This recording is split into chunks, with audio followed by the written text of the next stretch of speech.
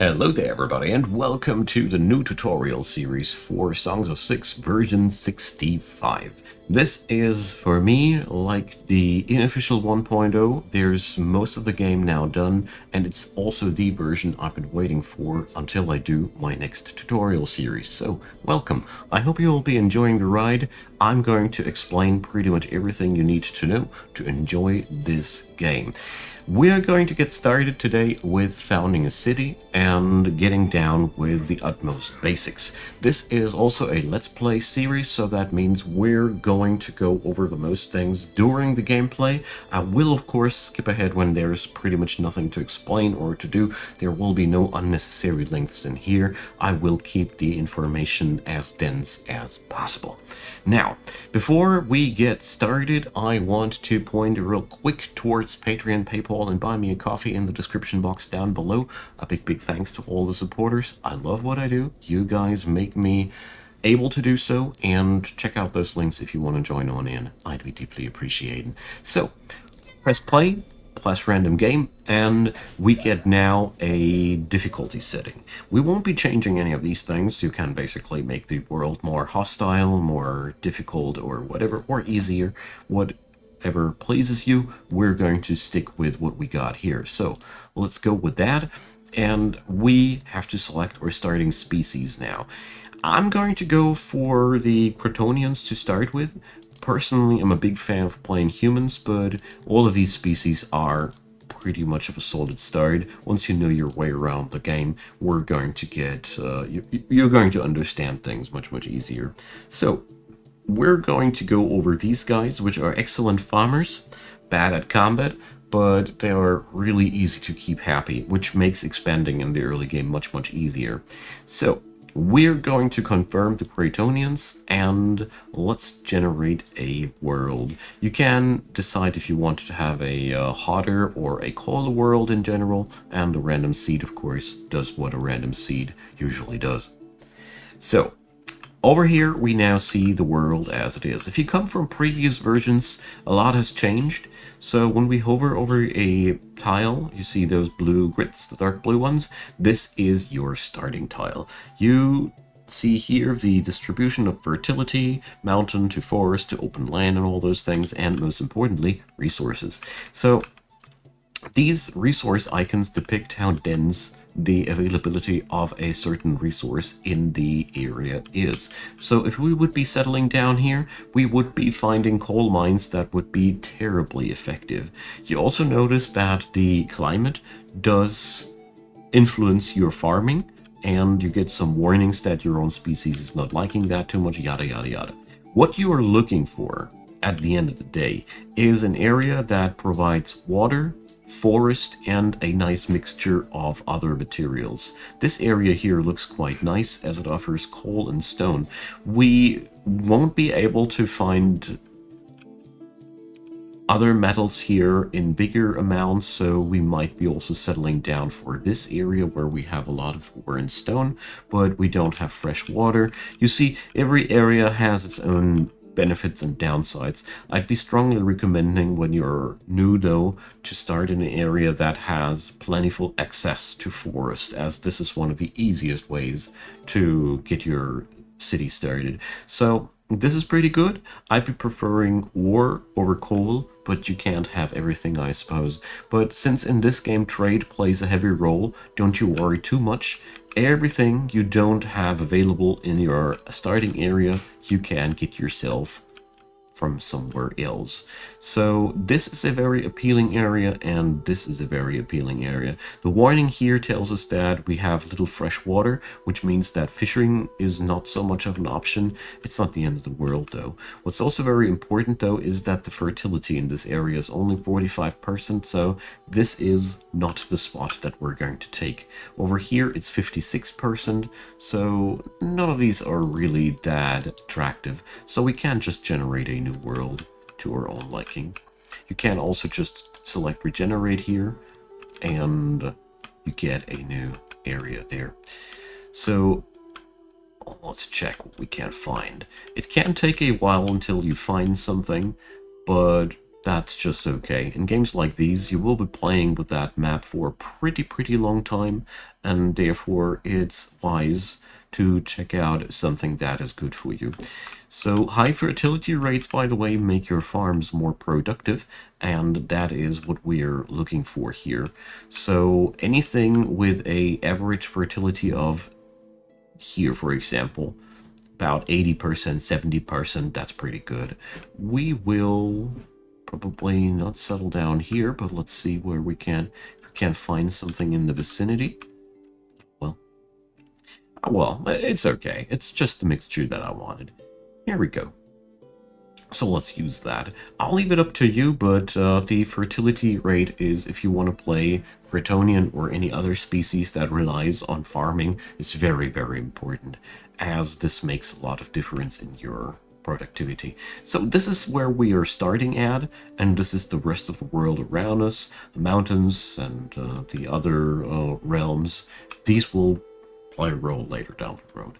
When you select this for yourself at home, try to avoid selecting an area that has no neighbors. If you have the warning that this location is isolated, this makes the game particularly harder because you will be not able to trade that well.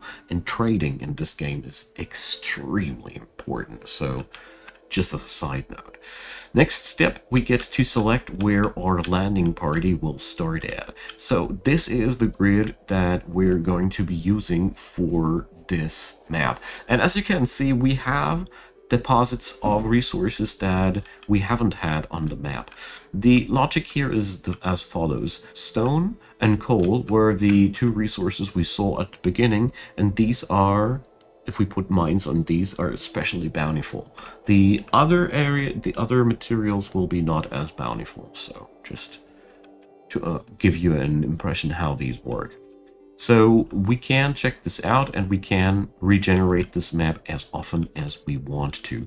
And I think I will regenerate this map, as I don't like the mines being all spread over the border of the map, which would mean that if we want to put up mining in this city, it will be quite hard, as the mining outposts will be really outposts at the brink of your map, and this can be much harder compared to a situation like this, where we have this the coal here.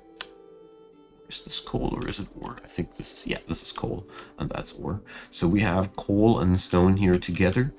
We have more mines down here. So I'd leave it up to you how you want to roll it. But what's also really important are these patches of fruit and vegetable. These are, for your early survival, very important, as these are generating food for your starting population, and without these it can be nigh impossible to survive early on. So let's do another little re-roll, and let's see, the stone is out here, but the coal is down here now. As you see, you receive always comparable spots. So the map has always a similarity to the previous one, but it is still a different spread of resources and the like. So, well, now we have the mining area down here, but the stone is very far away. It can be sometimes a pain to get exactly what you want to have, but I personally always look for a good spread of the mining spots, because these will be spots where a lot of people will work at the end of the day.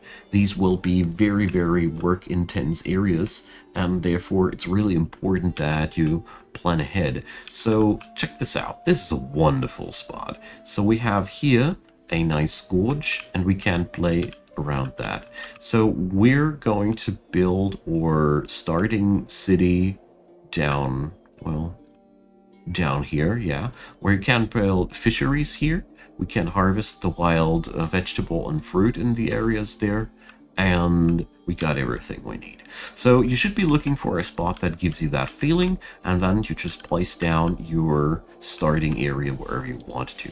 This is your starting throne, and this is where your story begins. This is also where the game can be quite complicated if you're new. So the very first things that we need to point out, if we zoom in, we have a bit of stone, we have a bit of wood, we have a bit of grain, bit of rations, livestock, and that's it. So you don't have a lot of food at your disposal early on, so gathering food is one of the very, very first things that you should take care of. To properly gather food and do things, we need a place where we can store things, because as you see here, this is supposed to be your storage, but as you see, there's nothing to be seen, nothing to be found. That's because stuff that is in your possession is only showing up here if it is in a warehouse. So a warehouse should be the first thing that we build.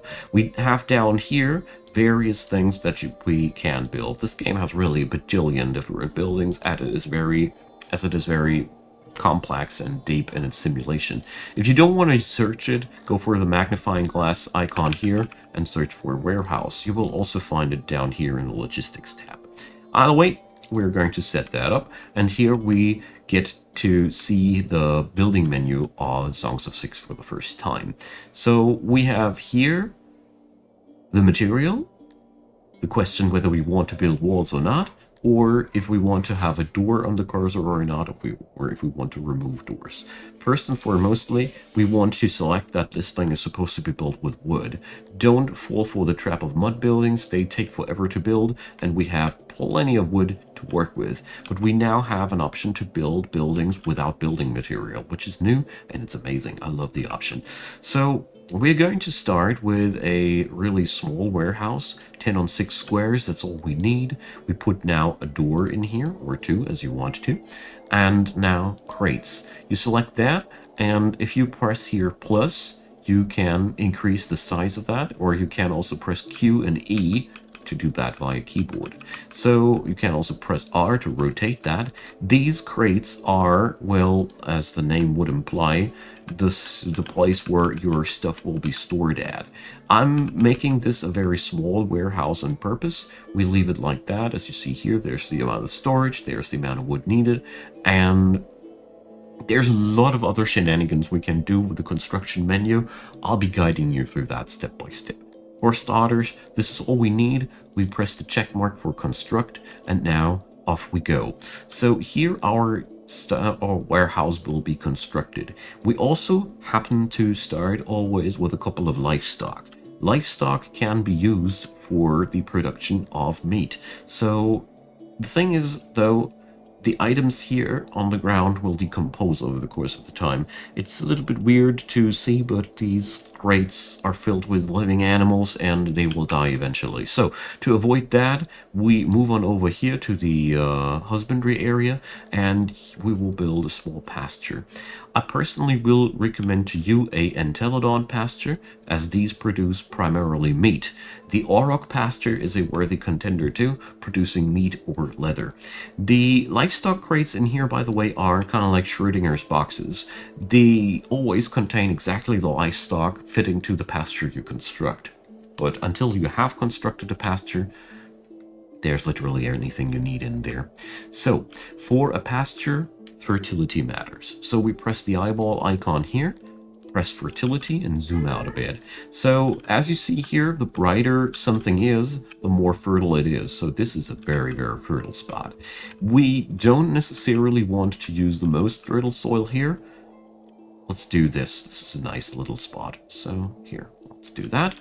And let's deactivate the fertility overlay. As you see here, there is no other good way to see how fertile some place is. So we add in a gate. We rotate that down here, and we add in a hut or two, as this makes it more comfy for the livestock here. It's a place for them to hide in. You notice here that the efficiency of the building goes up as we add these in. The simple logic of Songs of SYX is efficiency makes a building produce more of what it's supposed to produce. Alright, so far so good. We have now a warehouse, we have a pasture in the making. We can now look over here now to speed up the game a little bit. The hammer icons here are your workforce. These are the people that are currently not bound with any job. So the people that are building currently these buildings are exactly this workforce. As we have finished, for example, the pasture, we will bind a couple of people to the pasture so they can work there, obviously. So let's speed up a little bit more for these buildings to be built. As you see here, this takes a moment, and the exclamation marks here tell us that we are out of building material. To change that, you go here into the miscellaneous menu, go terraform, and we chop some trees manually. There we go. Just select a couple of trees that are growing anywhere you want, as these are being regenerated by the system automatically. Your workers here cannot be commanded directly, they just do whatever jobs need to get done next, and they can be quite dumb about it. Now, let's speed this up a little bit more. And to keep our subjects alive, we will also now assign foraging. So when we go and check this out, here we go. There's the fruit we want to forage. As you see here, there is now a exclamation mark warning us that it's not time yet. But your people are smart. They will go for that as soon as it is time. It ain't late summer yet, so we don't have the time yet for that. Another few important things that you should bring up. A hearth, found down here in this in the SYX menu. This is a place where your people can just cuddle around and stay warm. It costs you almost no resources, a little bit of stone, a little bit of wood. Stone can be, by the way, foraged down here with that clear rock command. Ooh, just a few of these, they're lying around everywhere.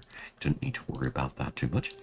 And if you haven't settled down in the vicinity of water, I also strongly recommend you building a well very, very quickly, as your people might die from dehydration otherwise. But usually, if you settle down next to a body of water, they will just grab their water from there.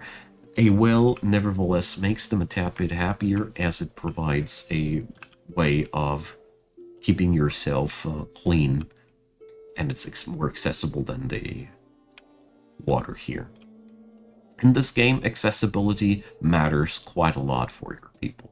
And as you see here, now buildings are being constructed. It is really important that we keep on working on these. The pasture is also being constructed, as our people need food to survive. So the pasture is completed. When we click it now, we see that there are 0 of 3 people or 0 of 3 people employed. You can also put an auto-employment thing there. For now, we're going to leave it just like that. The 3 people are now working here, doing their part for the city. We're going to watch our warehouse to be completed now as well. And now we have the warehouse down. So the warehouse's crates need to be assigned. So we're going to assign crates for the fruit, because that's something we gather. Crates for the meat, that's another thing we're producing here as well. And we might be assigning some crates for wood and stone as well, because we need those too. And we're going to assign a crate for mushrooms and 2 crates for vegetables too, as I will be foraging these now as well. It's really important for us to get our hands on these things ASAP, as our survival is depending on that. All right, there we go. Let's watch how our situation develops now. The only thing missing is I employ 1 person into the warehouse. You can just press the plus sign here, or you activate auto-employment. I strongly recommend you to not rely on auto-employment at the beginning of the game too much, because the AI has a tendency to just slap way too many people onto those jobs early on.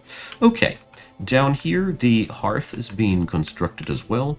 It looks like we don't have enough material, so we are going to gather some more wood over here. There we go. Now you can see that we start collecting things there. And our people are putting things into the warehouse.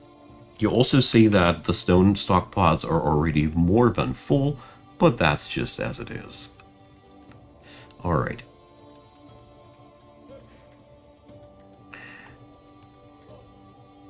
Okay, our little settlement has now a production of meat, a very meager one. You see here, this is the daily production, 3.25 units of meat per day. And you can see here, if you click over there, how much we consume. So our production versus our consumption is net negative. This is, in the long run, really, really bad for us. This is one of the reasons why we want to forage here so badly, and why we want to have some farms. So let's do this as our next thing. We want farms. We want a fruit farm, and we want a vegetable farm, as these things are really good for the Cretonian people. We're going to make small farms for starters here, so we don't have to wait for it too long. Over here, you see now this is a farm keeping 2 people busy. There we go. That's one fruit farm, and that's one vegetable farm. Boom. It's worthy to mention that these farms need exactly the produce that they are supposed to be producing to get kick-started. So we need to forage fruit to harvest fruit here, as a matter of fact. So one thing is still missing in the other tab, housing.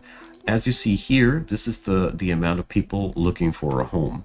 We can build either apartments, houses, or longhouses. So these are basically just the difference between a small house, a medium house, or a large house. There you see it. So some species prefer smaller houses and whatnot. I'm going to explain that during the course of the series. For today, it's sufficient to put in a couple of houses over here for 15 people. I'm going to put these right next to the pastures and the farms, so hopefully everything will go down well. So it's the 4th of spring, and summer is upon us soon. That is also the moment when we will be able to harvest things. Seasons in Songs of Six always last 4 days, so a year has a grand total of 16 days. So this way you can measure your daily production differently, as your daily production times 16 is your yearly production. So the pasture does produce a small time amount of meat, and as you see here, we still have some livestock left. It's worthy to mention that the mini pasture also produces more livestock. Obviously, if we have livestock, we produce fresh livestock. You can now either build larger pastures to fill up more herders, or you can also hold down left control to build the pasture, or even left shift and click to copy exactly the building you had there. This feature is applicable for everything in the game, and I strongly recommend using it, as I find it a very, very powerful tool. Okay, so here you see the houses are being made, and people will be moving in any moment. Your people will always look for housing where they work. So that means the people working at the pasture want to have their housing as close to the pasture as possible. And if there is no housing available in the vicinity of the pasture, they will be not picking up that housing because it ain't attractive for them, obviously. Okay, so let's see. As you see here, these things haven't been claimed still, but as soon as the time is right, we will strike. Until then, these areas have been prepared, and we might as well produce another very, very important thing for our city, and that is the carpenter. The carpenter is basically a essential building for your city, and it's worth making it a little bit larger. As you see here, now we have a yellow area in the center. This is where the building is unstable. An unstable building is deteriorating faster, and the easiest way to fix that is to stabilize it. We press here the shrink room feature, which is a little bit anti-intuitive, but as you see here, if I click now in here, this little area is emerging, and these will be basically columns. If I shrink a room, I am placing new walls inside there. It took me a while to wrap my head around it, but it is how the game does things. So as you see here now, everything is blue, and there is no instability anymore. Now, we put into the carpenter a couple of workbenches, and you can see here now how many people can work there and how much they will produce per day. If we put in auxiliary stations, we increase the efficiency, and also the production. The last thing we require is some storage where the finished product can be in, and a door for the workers to get in and out. That's that. Boom. That's going to be the carpenter. The carpenter is a vital building for any city, as furniture is a mandatory thing for so many things. We cannot even build a hunter's shack without that, so we're entirely bound for that. So currently our people are living off of the rations we got, but they can't live off that any much longer. But luckily this is not that much of a big deal, as we have forage to go around. If you don't have that luxury, you can also build yourself here in the areas here a fishery in the aquaculture menu. I'll demonstrate that real quick. As you see here, 2 fishermen can be employed here. You just put also here a couple of auxiliaries in there, a bit of storage in there, and this is a very, very quick fix for your economy to get yourselves food from. The thing here is quite simple. We will have food, and a lot of it, anytime soon as the foragers have picked up that stuff. I will be now putting the warehouse also on auto-employ, as auto-employ has the nice side effect that it will select by itself whether or not we will need more or less workers currently. This system is capable of detecting the necessity of workforce and also if more or less workers are needed. It ain't ideal, but it's also far from being stupid or anything, and I like using that. Okay, you see that yellow arrow right next to the face of your people here? If you right click in there, you can see that we have an immigrant. If you click authorize, you can pick up that fine young person and get it into your city. So our people will claim the forage very, very soon. And that will be also the moment when we kickstart our farms. Alright, as you can see here, these buildings are being finished too. Let's fast forward a little bit. So, autumn has come. You guys, you're supposed to forage. Well, looks like my odd jobbers are little bit busy. So the carpenter has been finished. Here I immediately detract a couple of people because this is one of those buildings that tends to just hog a lot of workers and, well, just keep them for no good reason at all. Alright.